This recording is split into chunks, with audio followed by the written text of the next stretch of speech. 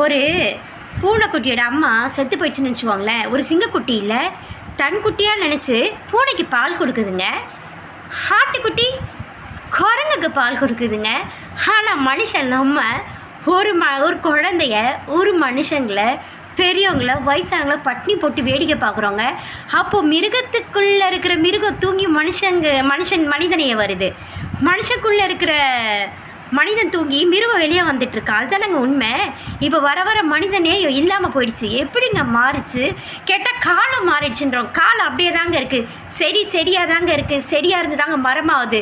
மரமாக இருந்து செடியாகலைங்க. மனுஷங்க நம்ம மாறிட்டோங்க. நம்ம மாறிட்டு காலத்து மேலே பழி போடுறோம். அதே பகல் தான் வருது, அதே இரவு தான் வருது. பகல் வந்த பிறகு தாங்க இரவு வருது. சரிங்களா? மனுஷங்க நம்ம மிருகமாக ஆயிட்டோம். ஆனால் காலத்து மேலே தூக்கி பழி போடுறோம். அதை பண்ணாதீங்க தயவு செஞ்சு. மனுஷங்க நம்ம மாற பார்ப்போங்க. மனுஷங்களாக இருக்க பார்ப்போம்.